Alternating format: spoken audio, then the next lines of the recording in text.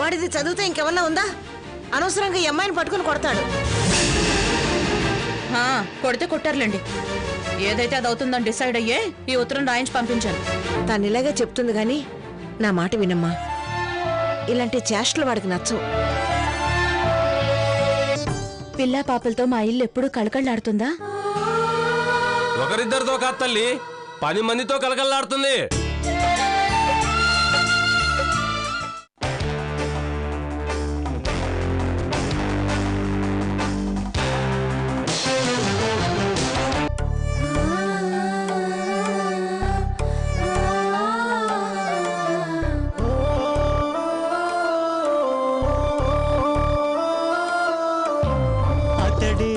శిఖరం మనిషి బంగారం, మమతే అతని వరం, ప్రేమకు ప్రాకారం.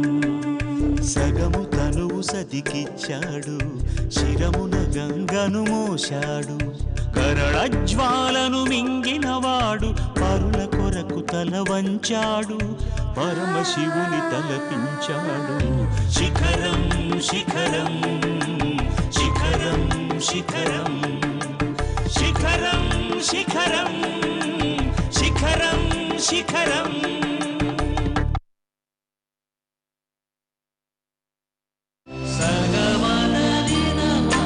చూడు గౌతమి, ఆ హరిదాస్ చెప్పింది, ఆ గంగిరెద్దులోడు చెప్పింది ఖచ్చితంగా నిజమే తీరుతుంది. నీ లవ్ సక్సెస్ అవుతుంది. రమ్మంటుంటే చూడు చూడు.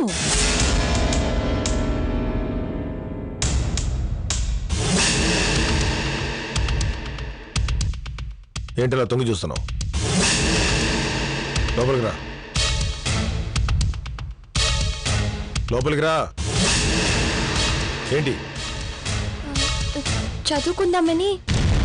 పండగ కూడా చదువు అక్కర్లేదులే, వెళ్ళు వెళ్ళు. పండగైతే చదువుకోకూడదా ఏంటి? అయినా పండగ పూట పుస్తకం పట్టుకుంటే చాలా మంచిది. నువ్వు చదువుకో గౌతమి, కూర్చో, వెళ్ళి కూర్చో, చదువుకో.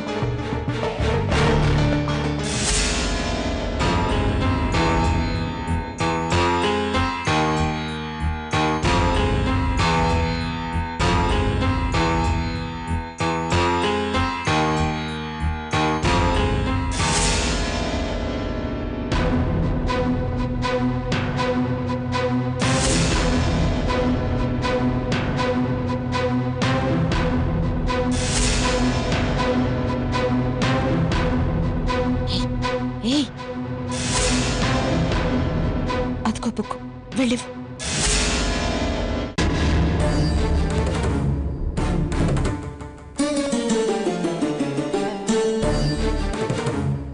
ఆయన బుక్ చదువుతున్నారు, పేపర్ తీసుకెళ్ళి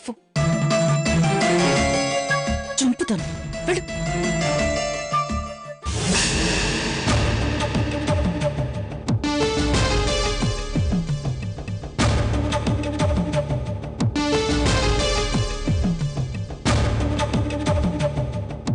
చంపుతాను. వెళ్ళు, తీసుకెళ్ళి ఆ పేపర్ వెళ్ళు.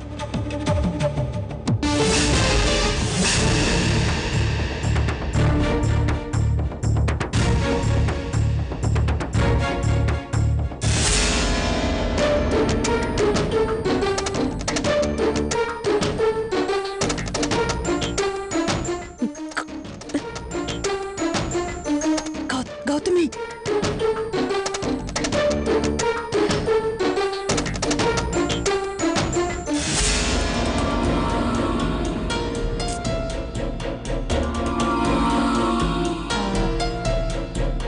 గౌతమి, ఇందాక ఆ డిక్షనరీలో ఏవో డౌట్స్ ఉన్నాయి, మాస్టర్ గారు రాగానే చూపించి అడగాలి అన్నావుగా, అడిగావా?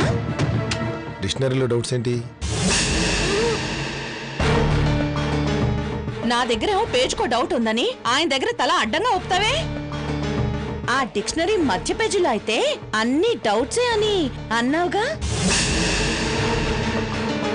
అసలు డిక్షనరీ ఏంటి, అందులో మధ్య పేజీలో డౌట్స్ ఏంటి?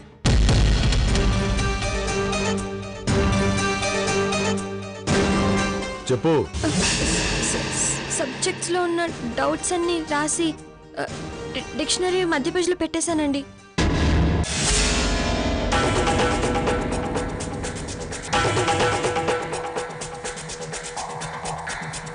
తీసుకురా.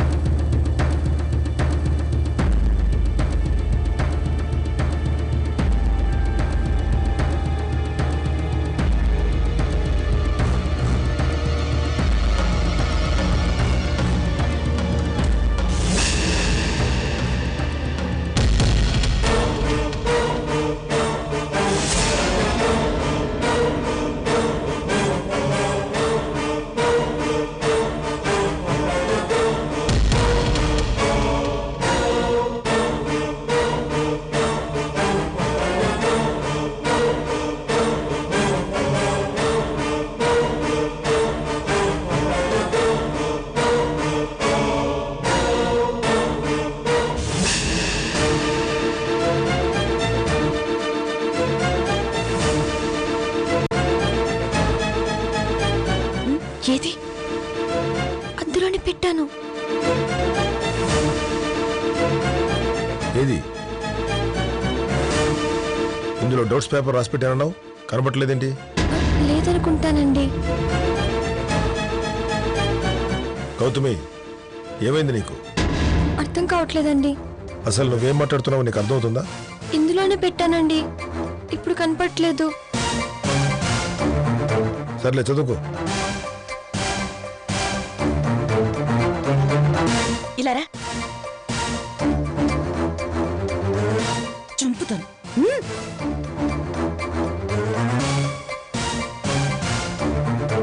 ఎక్కడికి? పెన్ తెచ్చుకో.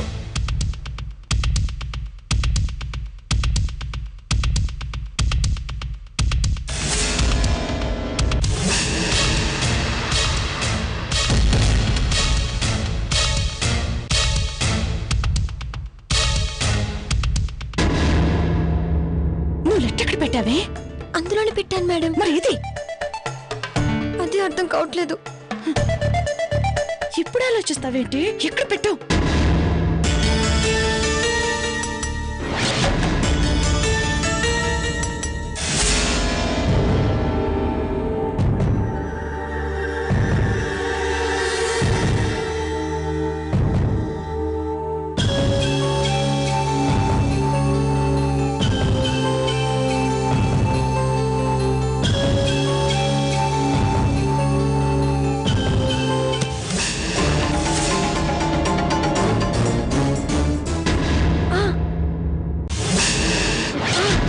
గుర్తొచ్చింది. ఆ టెన్షన్ లో డిక్షనరీలో పెట్టపోయి పక్క నేను టెలిఫోన్ డైరెక్టరీలో పెట్టాను. ఇలా అయితే నువ్వు తలివెలా అవుతావే? వెళ్ళి ఆ టెలిఫోన్ డైరెక్టరీ తీసుకుని ఆయన చేతికి ఇవ్వు. వెళ్ళమంటుంటే పెన్ ఇక్కడే పెట్టుకుని బయటికి ఎందుకు వెళ్ళావు? మర్చిపోయానేమో అని డౌట్ వచ్చి. గౌతమి, ఏమైంది నీకు? అర్థం కావట్లేదండి.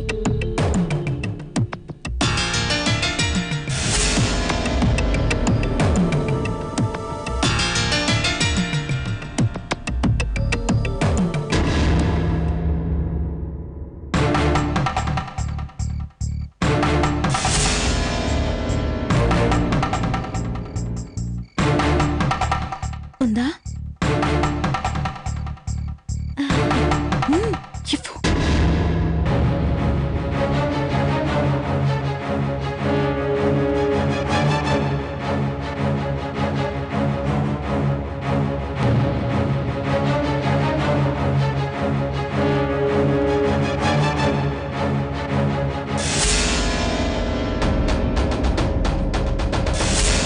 ఏంటిది? Telephone directory. తెలుస్తూనే ఉంది, ఇదెందుకు?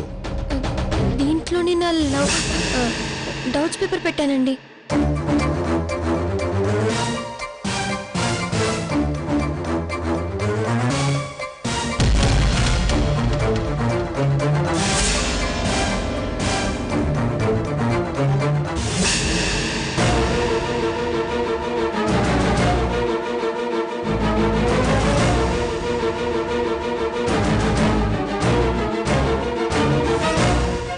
శ్రీవారికి నా అక్షరాల్ని ఆలోచన చేసి ఈ ప్రేమలేఖ రాస్తున్నాను. మీరంటే నాకు ప్రాణం, మీరంటే పిచ్చి.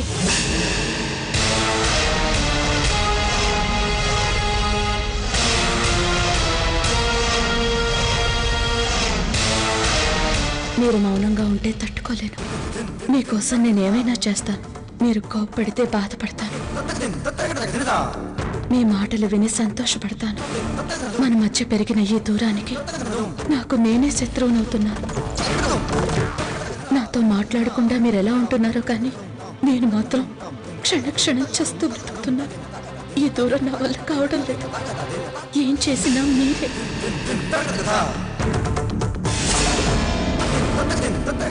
ఎవరు రాశారు ఇది? నేనే.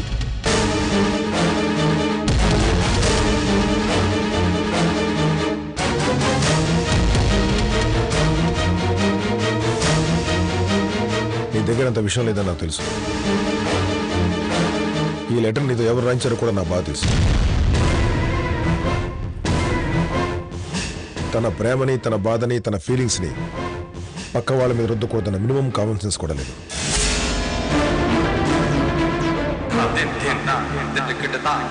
అలాంటి వాళ్ళు ఏది చెప్తే చేయడేనా?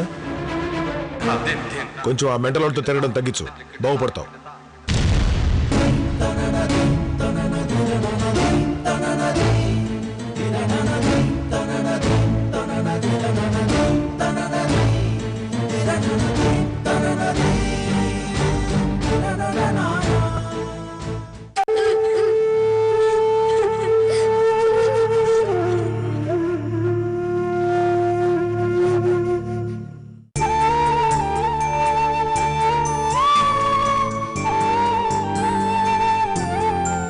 ఏంటి బాబాయ్, పిల్లలు మాత్రం తీసుకొచ్చావు? కళ్యాణి రాలేదా?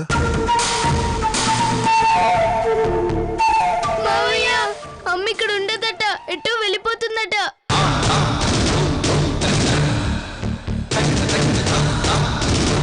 కళ్యాణి వెళ్ళిపోవడం ఏంట్రా? అవునమ్మమ్మ, అమ్మ ఎవరితోనూ మాట్లాడట్లేదు, ఎవరి మొహం చూడనంటుంది.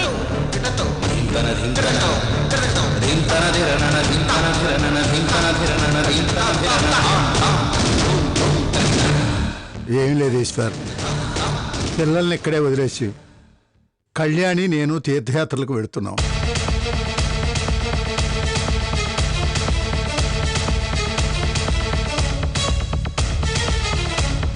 తను ఇక్కడే ఉంటే ఏమైపోతుందో, ఏ అఘాయిత్యానికి పాల్పడుతుందోనని భయం వేస్తుంది ఈశ్వర్.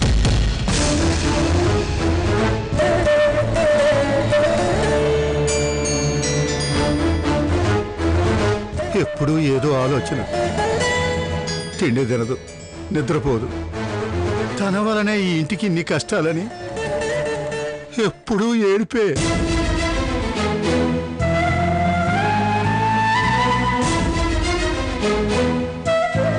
అందుకే కొంతకాలం ఈ వాతావరణానికి దూరంగా తీసుకెళ్లాలని ఈ నిర్ణయం నేనే తీసుకున్నాను. వెళ్లే ముందు ఒక్కసారి ఈ ఇంటికి వెళ్ళొద్దాం, అందరినీ చూసినట్టుంటుంది అని అన్నాను. ఏ మొహం పెట్టుకుని ఆ ఇంటికి రాను బాబాయ్ అన్నది. అసలు ఈ ఇంటికే కాదు, ఈ ఊరికే మొహం చూపించలేను అని బాధపడుతుంది.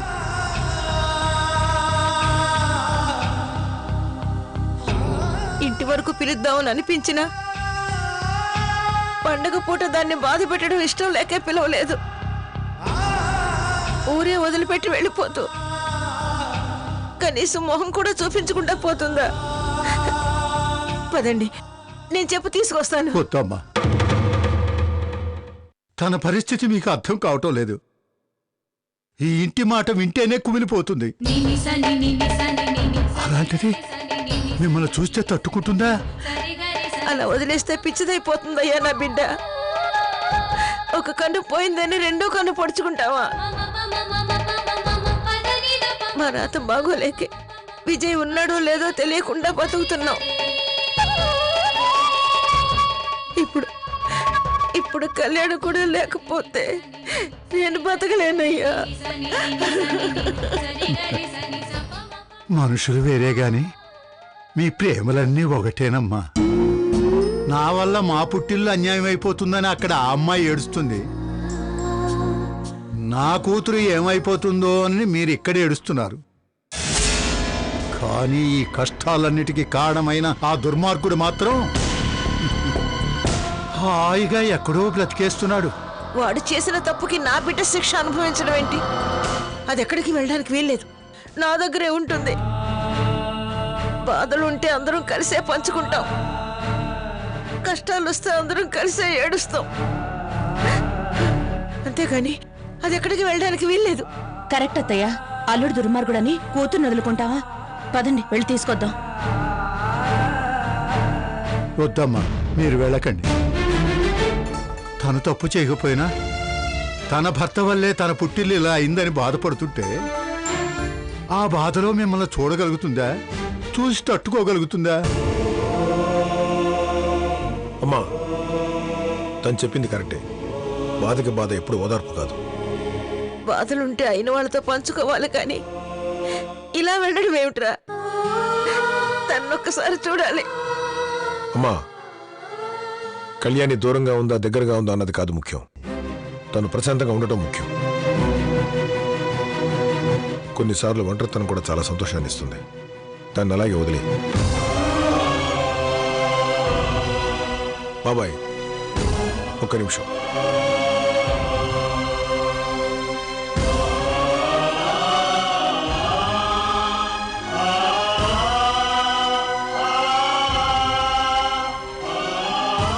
బాబాయ్, ఇది ఉంచు.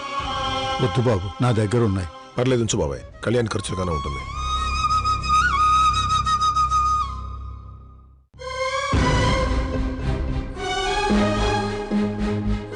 వస్తాను బాబు. మంచిది బాబాయ్. వస్తానమ్మా.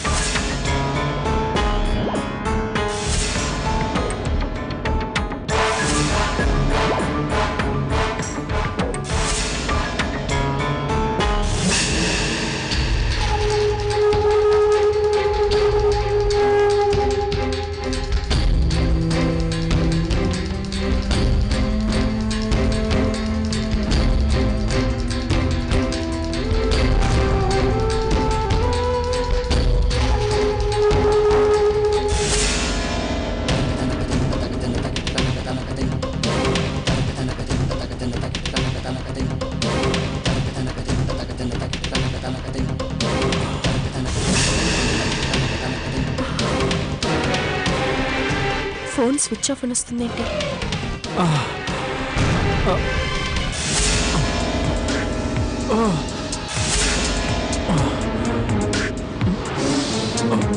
మీరు కదిలే స్థితిలో లేరు, మీరు రెస్ట్ తీసుకోండి. మీరు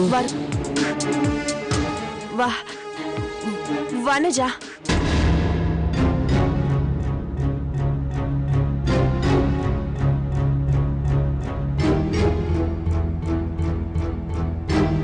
చాలా రోజులుగా మీరు అన్కాన్షియస్ లో ఉన్నారు. ఏ క్షణం ఏం అవసరం అవుతుందో అని దగ్గరుండి అన్నీ నేనే చూసుకుంటున్నాను. థ్యాంక్ గాడ్, ఇన్నాళ్ళకి నా శ్రమ ఫలించింది. అన్నట్టు మీరు త్వరగా కోలుకోవాలని పండగ కదా గుడికెళ్ళి అర్చన చేయించి తీసుకొచ్చాను.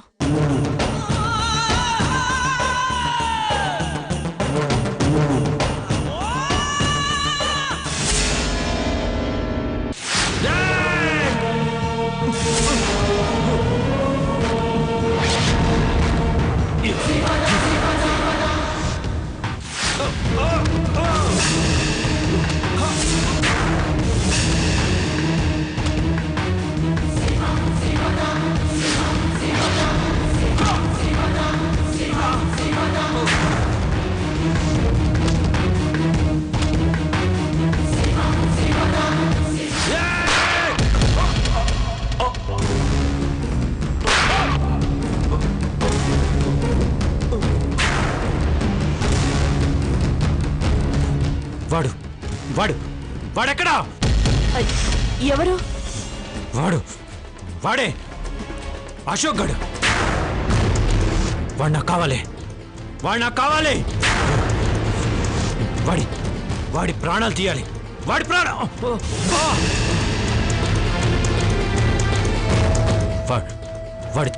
వాడు చచ్చిన రోజు నాకు పండగ. వాణ్ణి ప్లీజ్ మీరు కదలొద్దండి. గాయాలు ఇంకా పూర్తిగా మానలేదు. కొంచెం కూల్గా ఉండండి ప్లీజ్. నన్నెవరో కాల్చారు.